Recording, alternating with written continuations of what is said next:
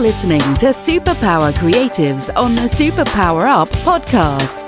The show that sparks the superpowers of musicians and artists to ignite change.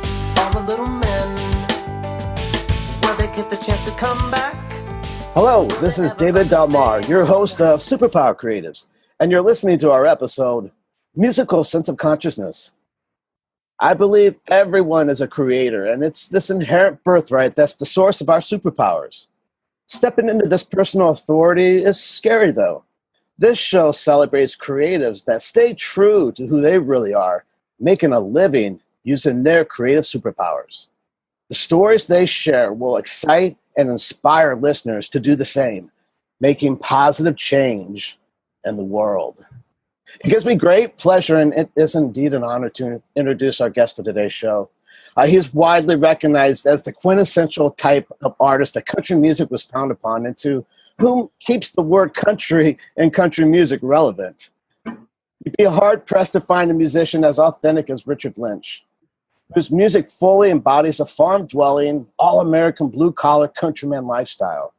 His music is 100% real country, evoking some of the great classics who influenced him, like Keith Whitley, Conway Twitty, and George Strait. While his musical roots are grounded in pure country, his songs also showcase elements of Western swing, honky-tonk, and outlaw country. Living the life he sings about is what gives Richard Lynch the edge as a singer-songwriter. His everyday life and paying his musical dues by performing hundreds of shows and events throughout the year, all across the country, is what has him known as a one-of-a-kind country music sensation, and his audiences would absolutely agree with that. Based in Waynesville, Ohio, Richard released his first full-length album, The Last of a Dying Breed, in 2013, and was nominated as Best Male Country Artist by the Independent Country Music Association in 2014. His last album and its title track, A Better Place, garnered critical acclaim as the Pure Country Album of the Year by the Academy of Western Artists, while his band was nominated as the Traditional Country Band of the Year at the 2015 Josie Awards.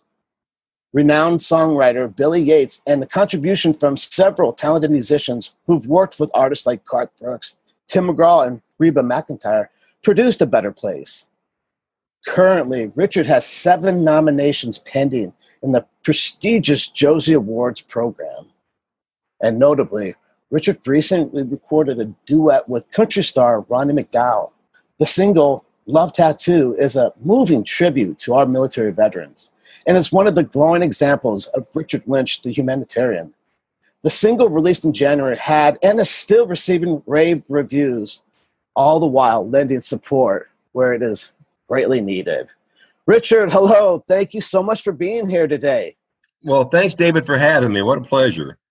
Well, it is our joy, and it is our pleasure as well, and you are most welcome. And while your career has had so many impressive milestones and achievements, and I love that at the heart of it all is the recognition that your heart is true to who you really are and everything you do. It's the whole reason this show exists, and I just want to thank you for being that in the world, for other people to see what it is when you're showing up and being who you are, for being that model example for people, your fans, and all the likes, to be able to see that. Thank you for showing up in that way in the world, Richard. It is such a great thing to see and celebrate.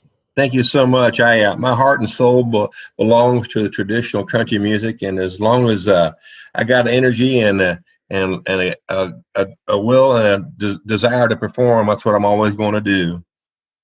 Well, I love that, and I mean, it's just their answer there. It just it just has that complete feel of complete genuine and complete just sincerity. The words you say and the words you speak, and I can already tell that is just a very awesome part about who you are. Most definitely. Well, today we're talking about our show, Musical Sense of Consciousness, particularly how Richard's music embodies his own personal identity as a self-aware artist, and how he feels his music and performances deliver a message that's reminiscent of that level of consciousness.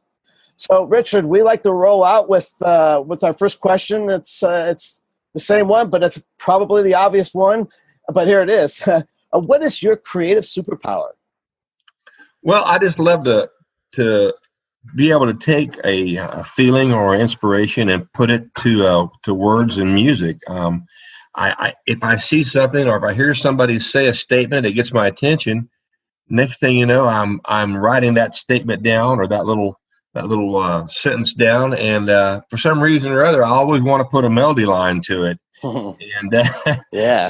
So keep talking. I might be writing some songs down here when you start talking.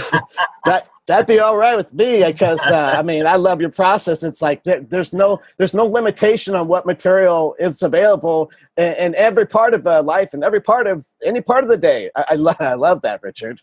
Well, thank you. It's just something that it's something I enjoy. You know, I love being able to put music to an emotion, and that's why I love country music so much, because it's true traditional values and real raw emotions. That's what inspire me. Well, I love that, and I mean, gosh, in a world where it seems like music is always kind of trying to find an identity still, the real heart of music is being able to convey that emotion and do it through song. And I love that country music stays true, and that you particularly stay true to that, because I mean, the music's about communicating a feeling through words and a message. And I'm curious, with your music, Richard, how is it that what is it about the process that you enjoy the most when you are conveying your emotions, something that you felt in the moment that had you put pen to paper? What is it about that process that you enjoy the most? Well, if I'm co-writing something, I really enjoy that more than just sitting down to write songs. Now, don't get me wrong, I love sitting down and writing, but I love the fact that I can take a friend or somebody that has a similar interest, and we can create something between the two of us. And maybe, and just maybe, it would have been better if the two of us collaborate, you know, or the old saying is 2 heads is better than one. Yeah. Very true whenever you're involved in music, because we can inspire off each other, and there's nothing better for me to be able to write a song, and then I say a word, and then the guy I'm writing with says something. It's like, wow, this is absolutely a blast. So it's really enjoyable for me. Well, that's so awesome. I know that is such a prevalent thing within the country music, industry, and Nashville and the works. I'm curious, is that something within the country music community that's shared, that it's that collaboration, because of what you just shared, how fun it is, and just the joy of connecting and having that synergy? Is that something that's pretty widespread as far as that feeling within the country music industry? Well, I think as far as the songwriters goes, it is. Okay, yeah. There's a lot of musicians out there that really need to learn how special collaboration with other musicians are. And I've learned as I get older that to be able to reap the benefits of people that work together. It's amazing what 2 or 3 or 4 people can accomplish if they all have a similar mindset. And if you got a young guy especially that they tend to get tunnel vision and really don't do themselves any service by doing that way. It's where you're inclusive with other artists and inclusive with other singers, really is when things start to happen for you. Well, I love that. I mean, that's actually really good for me to hear, because I mean, the process of how you just describe it really does give a different understanding about something, where as artists we can get tunnel vision and can let that ego mentality come in, especially as a young artist. And to hear you put it that way, I think will be quite helpful. I know for me, but particularly for those listening, to know that, hey, it's not about you, it's about the music. And when you put 3 or 4 heads together, that music can really evolve and become something that can be something very special. And I'm going to ask you this, Richard. Why do you do what you do with your superpower, to be able to hear something and just like automatically put melody to it? Why do you do what you do with your superpowers?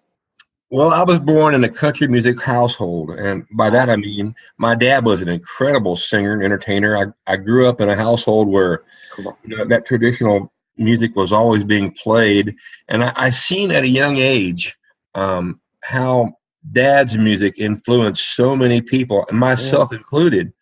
And I realized that music is such a powerful entity, and music has more than just a temporary sound that's pleasurable to the ears, but music can last for generations and affect generations. And I'll give you a classic example. People like Hank Williams Sr., to Johnny Cash, to Conway Twitty, those folks have been around, since the 50s and 60s, and their music is still being played and listened to today. That just goes to show you that great country music is timeless, and if you play your cards just right, you might be able to learn something from those artists that's done so much for the industry. Wow, and just the way it should be too. I mean, that's truly remarkable. Well, we need to take a quick break, and I want to explore some more with you, Richard, and help out our listeners to be able to expand their own awareness about songwriting and other stuff that we'll get into that we'll love you sharing about. So, but before we do jump into the break, let's tell people where they can find out more about you. The best way to find out about me and my music is to go to richardlynchband.com. It's Lynch, richardlynchband.com, and you can see all the different places we're playing, all the merchandise we're doing, all the radio shows and interviews. It's just something that's probably our best way to find me, richardlynchband.com. Love it. Outstanding, Richard. All right, so we've been talking with Richard Lynch today about our show, Musical Sense of Consciousness.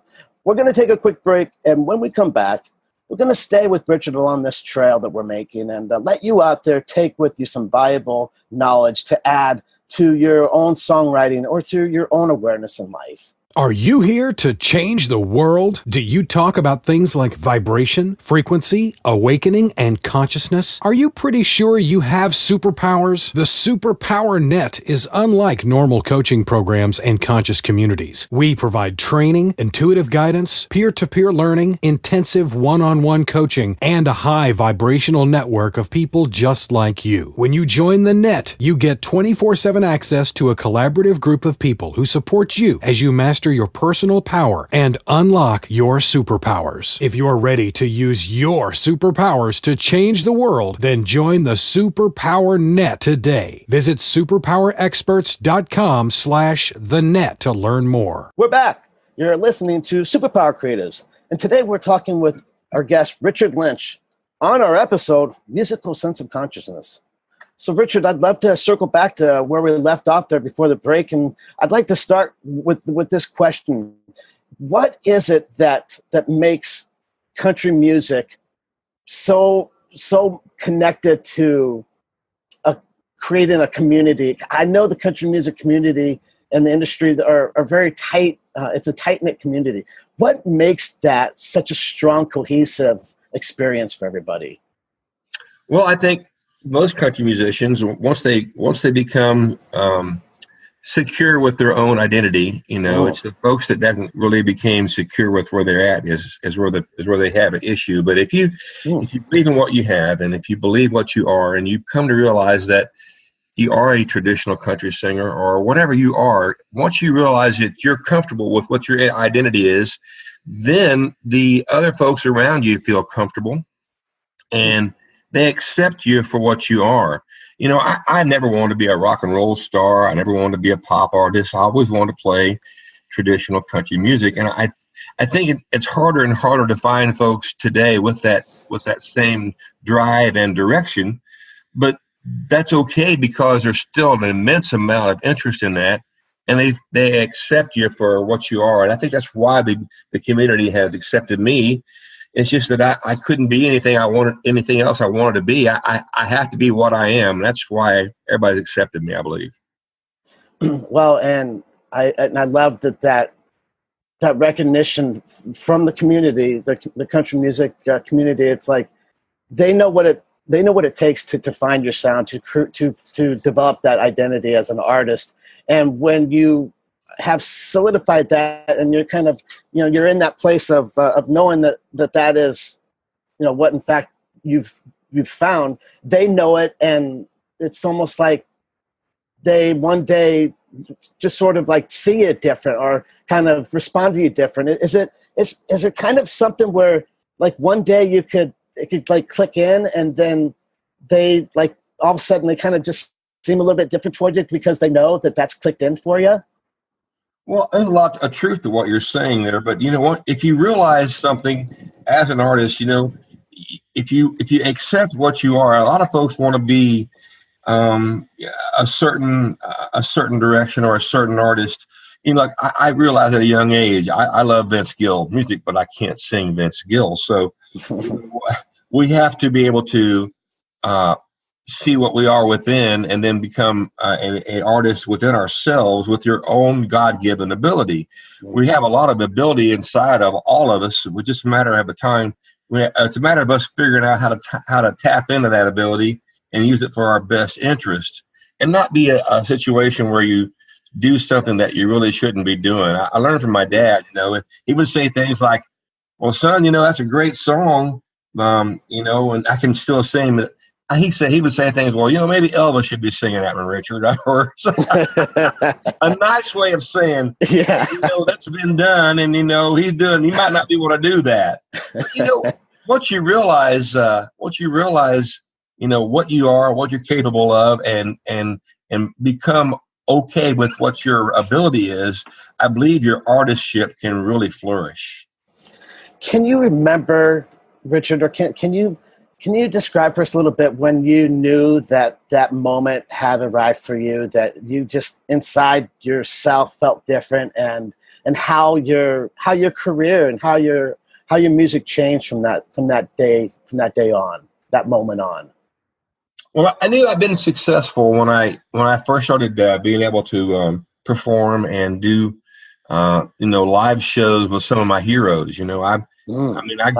I grew up listening and just loving some of these traditional artists, like David Frizzell and Ronnie McDowell, and I played with Keith Whitley at a young age, and cool. I realized, hey, I'm doing something now that I've only dreamed of, and to be in a situation where I wouldn't pretend myself to call them my friends, but they're my friends, but I don't want to act like I'm of their caliber, because in my mind they're my heroes, and so they're above me. Yeah. But I realized that I was successful just for the fact that I can perform and be on a first name basis with these folks that I've always loved. Well, and I mean, what a tremendous opportunity to a young age to already share in a stage with your heroes. That sounds like the stuff that dreams are made of, for sure. And I want to ask you this, Richard, what sort of, I mean, I know your dad obviously was a major influence for you, and he sounds like just a remarkable man and artist in person.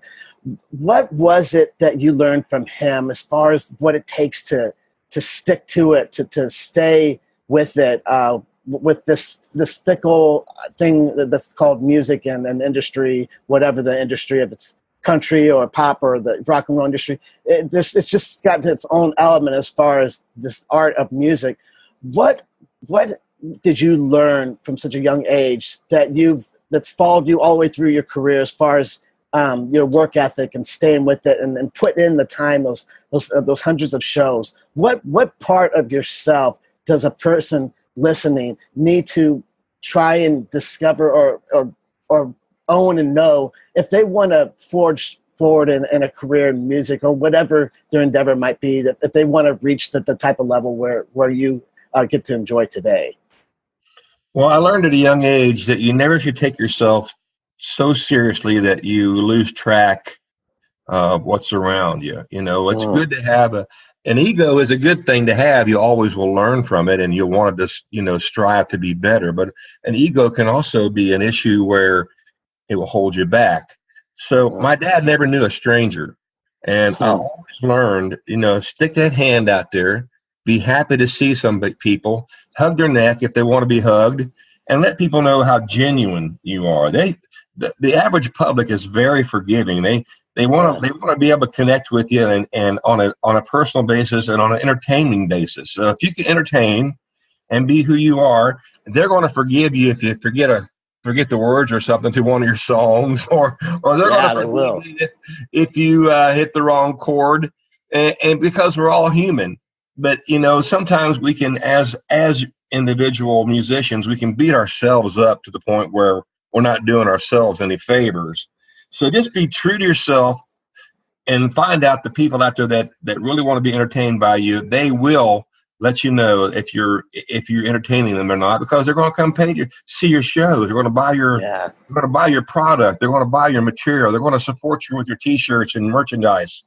So my best advice is that just be true to yourself and be forgiving and always be willing to learn something. I've been doing this a long time, and I never cease to learn something. I sit back and just watch people.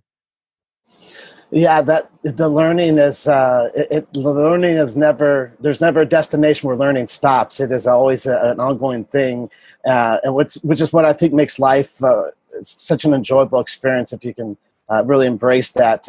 Much like you have, obviously, in the way it's really developed into a wonderful career thus far, and more to come. I want to ask you this, Richard.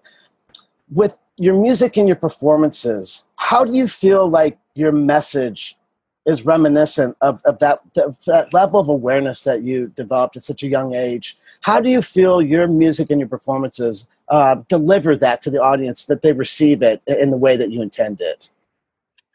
Well, I hate to keep going back to my dad, but it's true. That's all right. I love him. I'm going to celebrate him. It just sounds like a wonderful, wonderful person.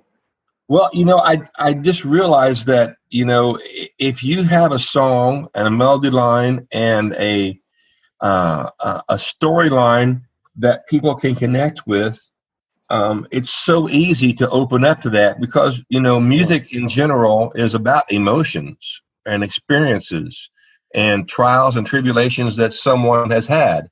And if I can share a song and someone hears that and automatically puts themselves into that song, they've connected with it. So, the country music has always been really good in a way of a format to deliver a raw emotion and such a direct emotion in life, whether it's good, happy, bad, sad, whatever it is.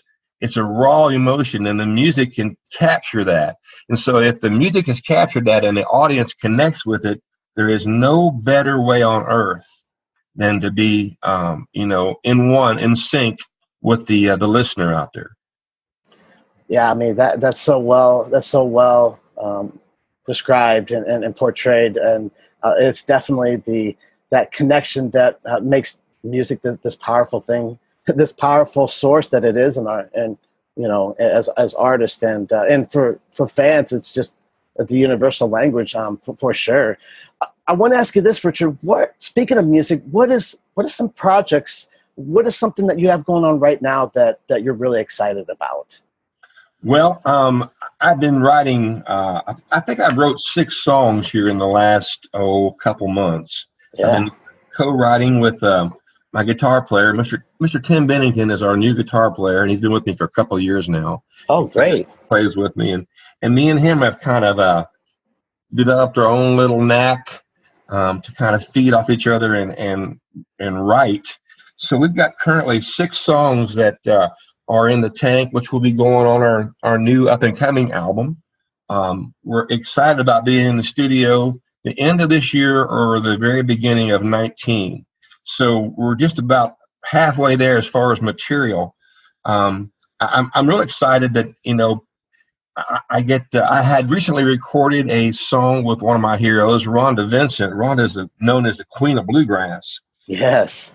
And we have a song together that we wrote that we didn't write it. We recorded it as a good friend of ours wrote it, called Back in Love Again. So we have a big concert coming up the 1st of September with her.